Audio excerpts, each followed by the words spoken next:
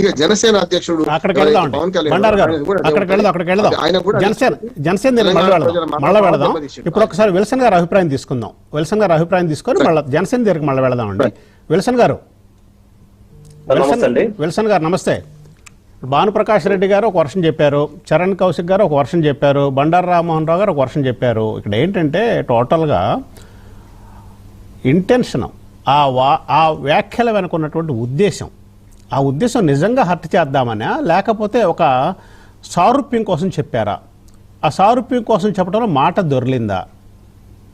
నిజంగా హిందూ మతాన్ని ఆయన ఇబ్బంది పెట్టే మాటలు మాట్లాడారా? మీ ఆలోచన, మీ కామెంట్ ఏంటి దాని మీద? ఇప్పుడు ప్యానల్లో ఉన్న పెద్దలందరికీ, మిత్రులకి నమస్కారం.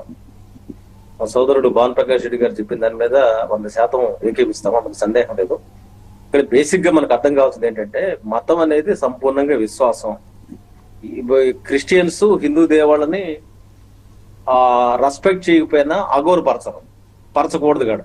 అదేవిధంగా హిందువులు వేరే మతాన్ని కూడా అగౌరవపరచకూడదు కాదు. ఎందుకంటే మతం అనేది 100% ఎవరి వ్యక్తిగత అభిప్రాయాల మేరకు ఆ దేవుడిని గౌరవిస్తుంటారు, ఆరాధిస్తుంటారు, పూజిస్తుంటారు. అది ముస్లిమ్స్ కావచ్చు, క్రిస్టియన్స్ కావచ్చు, హిందువులు కావచ్చు. కానీ రేవంత్ రెడ్డి గారు అన్యాపదేశంగా మాట్లాడారా, లేకపోతే ఇప్పుడు 2 భార్యలు 3 భార్యలు, లేకపోతే అసలు ఆయన మాట్లాడిన భాష నేనే షాక్ అయ్యా. జనరల్ గా అతను కొంచెం జాగ్రత్తగా మాట్లాడారు. బట్ ఈ భాషని ఎందుకోసం మాట్లాడారు, ఎవరి కోసం మాట్లాడారు, ఎవరి మెహర్బానీ కోసం మాట్లాడారు?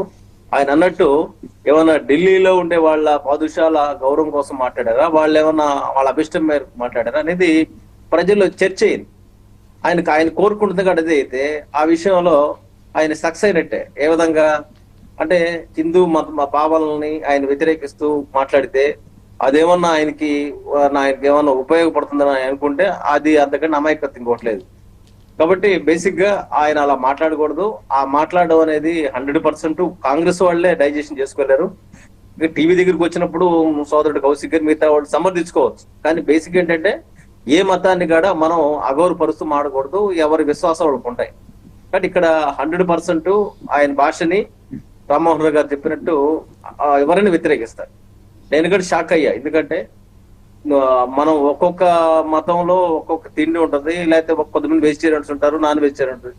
ఆహారం గురించి ఇక్కడ మనం కామెంట్ చేయాల్సిన అవసరం లేదు. ఎవరు వ్యక్తిగతంగా కొద్దిమంది చికెన్ ఇంట్రెస్ట్ ఉంటుంది, కొద్దిమంది పప్పు ఇంట్రెస్ట్ ఉంటుంది, కొద్దిమంది పప్పు తినేవాళ్ళు కానీ దేవుడు అంటే అసలు ఆ భావావేశం ఏంటి అంటే, పప్పు తింటే మాత్రం తప్ప, అందులో ప్రోటీన్స్ లేవా, అందులో స్టామినా లేదా అంటే, పప్పు తిన్నా, మటన్ తిన్నా, చికెన్ తిన్నా అందరూ పౌష్టికాహారమే. కాబట్టి ఎవరి ఆహార నియమాలను కూడా మనం ఇగ్నోర్ చేయాల్సిన అవసరం లేదు. ఇప్పుడు చికెన్ కంటే మటన్ కంటే కూడా నెయ్యిలో అద్భుతమైన ప్రోటీన్స్ ఉంటాయి, ఇవన్నీ ఉంటాయి. కాబట్టి మాట్లాడినప్పుడు అది కాకతాళీయంగా వచ్చిందా? ఇప్పుడు ఏమన్నారు చరణ్ కౌశిక్ గారు, ఏమన్నారు, అసలు మాకు హిందూ దేవుళ్ళని కించపరిచే ఉద్దేశం అంటూ ఏమీ లేదు, మేము అసలు కాపాడిందే మేము, మా పివి నరసింహారావు గారు కాపాడడం వల్లే బాబ్రీ మసీద్ విషయం అట్లా అయిందని చెప్పుకొచ్చారు ఆయన. అంటే ఆయన ఎక్కడ కూడా హిందూ ఇప్పుడు సోదరుడు చరణ్ కౌశిక్ కి ఆయన మాట్లాడలేదు కాబట్టి మేము చరణ్ కౌశిక్ కి మేము కౌంటర్ చేయం. కానీ ఆ భాష మాట్లాడితే కాంగ్రెస్ గడు శోభాయమానం కాదు, ఆ పార్టీ గడు శోభాయమానం కాదు. మనం వ్యక్తిగతంగా 100 రకాలుగా ఆలోచిస్తుంటాం, మన మతాల్లో మనం ఉంటాం. కానీ ఎవరైనా సరే ఏ మతాన్ని కూడా దూషించాల్సిన అవసరం లేదు. పైగా ఇప్పుడు నేనేమంటానంటే, భారతదేశంలో ఖచ్చితంగా హిందూ మతం ప్రధానంగా దేశపు అస్తిత్వాన్ని లేకపోతే మన ఆత్మగౌరవాన్ని ప్రొటెక్ట్ చేసే రీతిలో ఒక జాతీయవాదాన్ని తీసుకొని ముందుకెళ్తా ఉన్నాం.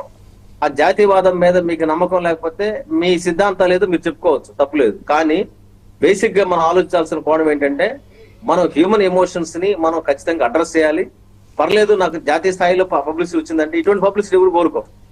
ఇప్పుడు నేను అల్లాని తిడితే వచ్చే పబ్లిసిటీ నాకు అవసరం లేదు, లేకపోతే క్రిస్టియన్ తిడితే మా మతాన్ని తిడితే వచ్చే పబ్లిసిటీ నాకు అవసరం లేదు. ఇది కాదు, మనంతా మానవులం, ఇవర్ హ్యూమన్ బీయింగ్స్. మతం అనేది పూర్తిగా మన వ్యక్తిత్వం. కానీ మెజారిటీ ప్రజలకు సంబంధించిన మనోభావాలను దెబ్బతీసి ఎవరు కామెంట్ చేసినా తప్పే. అలాంటి ఎవరు చేయకూడదని నేను కోరుకుంటున్నాను. రైట్ విల్సన్ గారు. చరణ్ కౌశిక్ గారు దీనికి ముగింపు ఎట్లా పలకచ్చు? కాంగ్రెస్ మిత్రులు కూడా కొద్దిమంది షాక్ అయ్యారని నాకు. చరణ్ కౌశిక్ గారు, దీనికి ముగింపు ఎట్లా పలకచ్చు? What is the conclusion? Sir Telangana రాష్ట్రంలో భారతీయ జనతా పార్టీ మొన్న జూబ్లీ సెలక్షన్ లో డిపాజిట్ గల్లంతైంది. అదే కాకుండా లోకల్ బాడీ ఎలక్షన్ లో భారతీయ జనతా పార్టీకి కనీసం అభ్యర్థులు లేరు. కాబట్టి ఈ అంశాన్ని పక్కదారి పడించడం కోసం మాత్రమే భారతీయ జనతా పార్టీ ఈ అంశాన్ని తీసుకున్నది. మొన్న లాస్ట్ మంత్ జిఎస్టి కౌన్సిల్ విధించినటువంటి ఏదైతే ట్యాక్స్ ఉందో దాని విషయం ఏ నాయకులు స్పందించలే. నేనే ప్రెస్ మీట్ సమావేశం ఏర్పాటు చేసి జిఎస్టి కౌన్సిల్ గుళ్ళ మీద కూడా ట్యాక్స్ విధిస్తా ఉంది, దానికి సంబంధించి భారతీయ జనతా పార్టీ నాయకులు స్పందించాలని ఏ నాయకులు స్పందించలే. లోకల్ బాడీ ఎలక్షన్ లో కనీసం అభ్యర్థులు లేరు. ఆ దాన్ని తప్పించుకోవడం పేరు మీద పార్లమెంట్ సమావేశాలు ప్రారంభమవుతాయి. మేము తెలంగాణకు భారతీయ జనతా పార్టీ ఎన్ని నిధులు తెచ్చిరో చెప్పండి. 1,20,000 కోట్ల రూపాయలు అడిగిన 8 మంది ఎంపీలు, 8 మంది ఎమ్మెల్యేలు, ఒక రాజ్యసభ, 2 కేంద్ర మంత్రులు కదా తెలంగాణకు తెచ్చిరో అడుగుతారని చెప్పేసి కాంగ్రెస్ పార్టీ ఎక్కడ అని చెప్పేసి కాంగ్రెస్ పార్టీ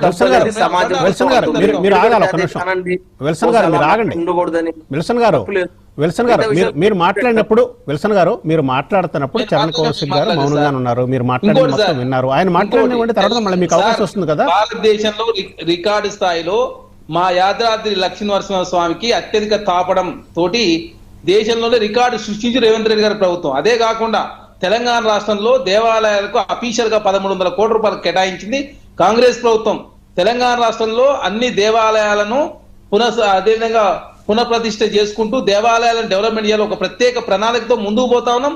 దేవాలయ ఆస్తులు రక్షించడం కోసం ఒక హైడ్రా లాంటి సంస్థను ఏర్పాటు చేసే ప్రయత్నంలో